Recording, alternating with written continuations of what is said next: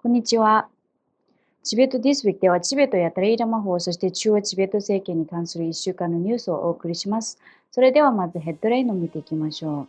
ダレイラマ法王がインド北部のラダックに到着し、現地で盛大な歓迎を受けられました。ダレイラマ法王と中央チベット政権はベネズエラで発生した大地震の被災者に深い哀悼の意を表明されました。通称ランゼンロブワことロプサンパンディン氏は中国によるチベット支配に抗議するため、国連本部前で焼身自殺を図り、死亡が確認されました。主席大臣は中国で民族団結進歩促進法が施行されたことを受け、世界各国に対し法律の廃止を中国に求めるよう緊急の呼びかけを行いました。中国が制定した新法をめぐり、アメリカ、スイス、チェコ、イタリア、ドイツ、イギリスの議員らから非難の声が相次いでいます。アメリカのミニアポリス市議会はダレイラマ法の誕生日を慈悲の日と定める決議を採択しました。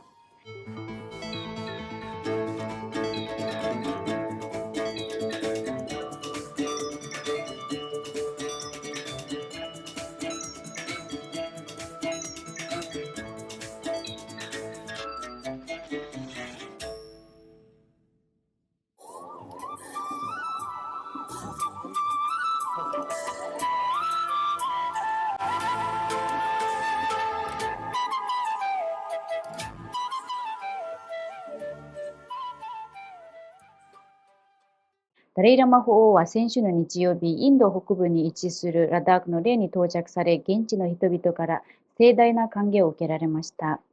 沿道には伝統衣装に身を包んだ数千人の人々が花やお香を手に集まり、法の教授とご健康を祈りながらお迎えしました。法王は沿道に詰めかけた人々に笑顔で手を振り、声援に応えられました。ダレイラマ法王はデリで受けられた膝の手術後の療養のため、今後しばらく霊に滞在される予定です。ダレイラマ法王は南米ベネズエラで発生した大地震の被災者に対し深い哀悼の意を表すとともに祈りを捧げられました。法王はこのような困難な時こそ人類共通の絆の精神に基づいて互いに助け合うことが私たちの責務であると強調し、現地で救助活動にあたる国際救助隊の献身的な活動を称えられました。中央チベット政権と世界中のチベット人を代表して、ペンバチン主席大臣は被災された方々の一日も早い回復を祈るとともに、災害からの復興に取り組むベネズエラの人々へ困難を乗り越えるための勇気と力強さ、そして復興への強い意志を込めたメッセージを発表しました。6月24日、ベネズエラではマグニチュード7.2と7.5の大地震がわずか39秒の間隔で相次いで発生しました。最新の報告によると、死者は1900人を超え、負傷者は1万500人以上に上るほか、多くの人々が今なお倒壊した建物の下に取り残され、行方不明となっています。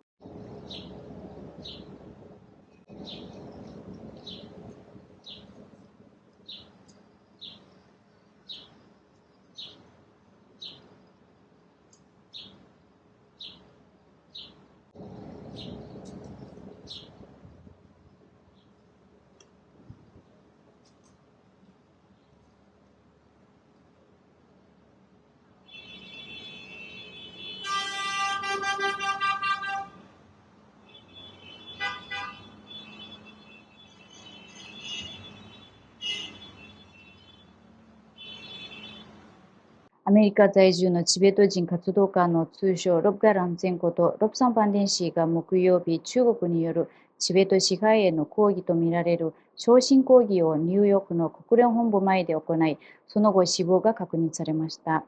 ベンバチン主席大臣とドマツリン定官議長をはじめとする中央チベット政権の指導部は、52歳で亡くなった活動家に深い哀悼の意を表しました。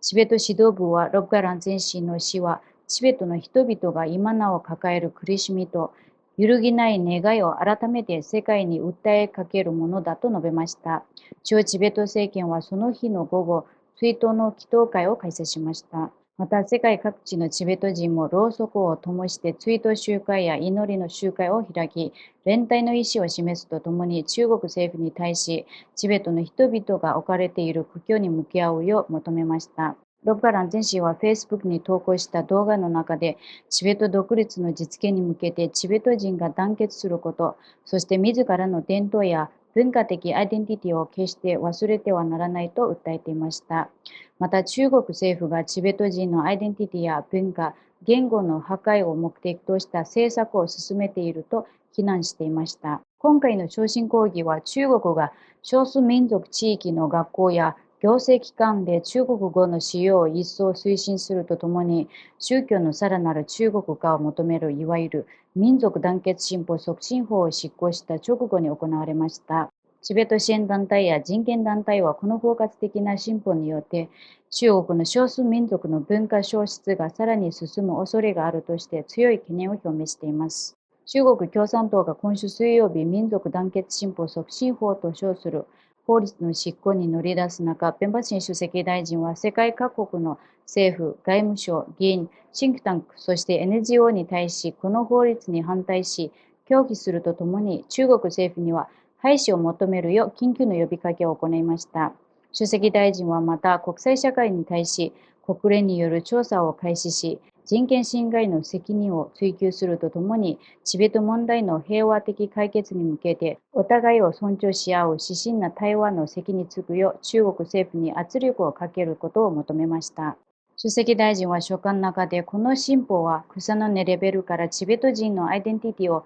虐待化させることを目的とした広範の措置を定めており、その影響はチベットの人々に壊滅的な効果をもたらすものだと指摘しました。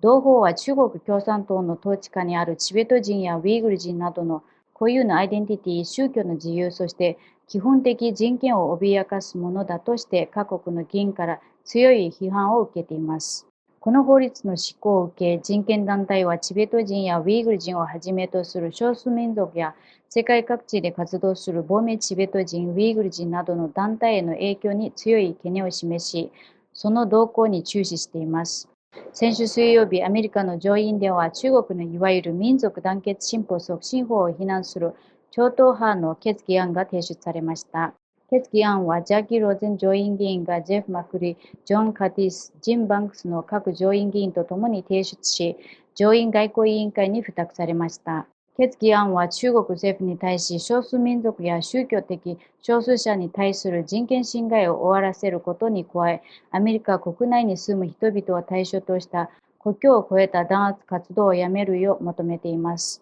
また決議案は8つの条項からなり、民族団結進歩促進法を非難するとともに、同法により影響を受ける人々への支援を改めて表明しています。さらに2021年のジェノサイド認定を再確認し、この法律の廃止を求めるとともに、その影響を監視するため、同盟国との連携を強化するようアメリカ政府に促しています。また、アメリカ大統領に対し人権侵害に関与した中国側の責任者へのグローバル・マグニツキー法に基づく制裁を検討するよう求めています。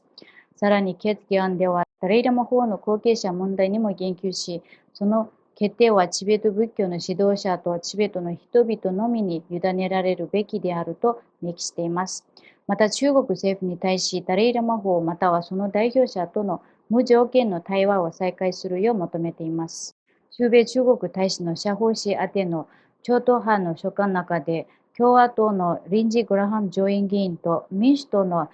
シェルドン・ホワイトハウス上院議員は中国が新たに施行した法律に対し強い懸念を表明しました。両議員は中国政府に対し、この法律を撤回するか大幅に見直すよう求めるとともに、中国共産党による法律の運用状況を注視し、特に少数民族や中国国外に居住する人々への影響を注意深く見守っていく考えを示しました。スイス連邦議会のチベット議員連盟は中国の新たな法律に抗議し、この法律はチベット語や宗教、文化を犠牲にして漢民族を中心とする国家アイデンティティを強化するものだと批判しました。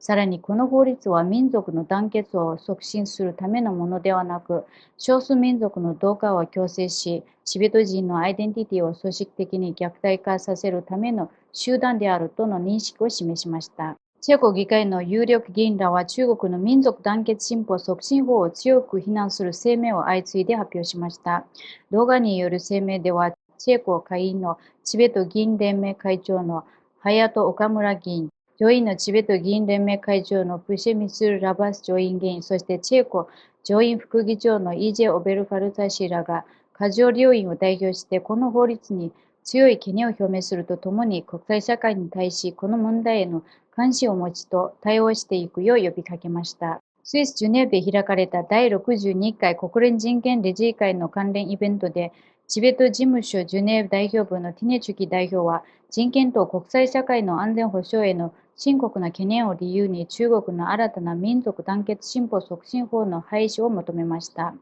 ティネチュキ代表は、この問題を国連人権理事会及び国連総会の双方で取り上げるよう訴え、この法律の影響は、中国国内にとどまらず、他国の主権や各国政府の管轄権を直接侵害するものだと主張しました。イタリアでは、イタリアチベット議員連盟の会長、副会長らを含む議員らが動画で声明を発表し、この法律をチベット語やチベット人のアイデンティティ、伝統の存続を脅かす強制的な文化的同化を進めるための集団だと非難しました。元イタリア外相のジュリ・テルツ上院議員、イタリアチベット議員連盟会長のアンドレア・デ・プリアモ上院議員、副会長のイレニア・マラバジ下院議員、そして元上院議員のロベルト・ランピ氏らは、この法律の理念そのものを退けるとともに、手遅れになる前に、イタリア政府をはじめ、世界各国の政府が中国政府への圧力を強めるよう訴えました。ドイツ連邦外務省はこの法律に深刻な懸念を表明し、民族的、宗教的少数者の権利をさらに侵害し、中国国外に住む個人や団体にまで及ぶ国境を越えた弾圧を助長する恐れがあると警告しました。対象にはドイツやヨーロッパで活動する個人や団体も含まれるとしています。この発言は2026年6月29日に開かれたドイツ政府の定例記者会見で、外務省報道官のセバスティン・ヒタズヤ氏がこの法律がドイツ国民にも影響を及ぼす可能性について問われた際に述べたものです。複数の NGO は、当該法律の影響が中国の国境を越えて及ぶ可能性があると指摘していました。イギリス議会の超党派組織チベットに関する全党議員連盟は、中国の民族団結進歩促進法の施行を強く非難し、この法律について穏やかな名称とは裏腹に、中国政府の同化政策を制度として定着させる危険な法的集団であると指摘しました。アメリカ連邦議会下院の中国問題特別委員会は声明を発表し、中国共産党による弾圧と過剰な警戒姿勢が一段と強まっているとして強く非難しました。委員長のジョン・ムレナ下院議員は、中国共産党が求める真の国家統一は、抑圧によって実現されるものではなく、人々が自らの意思で自由に生活し、信仰できる社会によってこそ実現されると述べました。アメリカ・ミネアポリス市議会は2026年7月6日のダレイ・ラマホ91歳の誕生日を慈悲の日として認定する決議を採択しました。So today, the city of Minneapolis and is delivering a resolution recognizing July 6, 2026 as a day of compassion in recognition of His Holiness and the 14th Dalai Lama's 91st birthday. これで今週のニュースは以上です。チベットテレビをご覧いただきありがとうございます。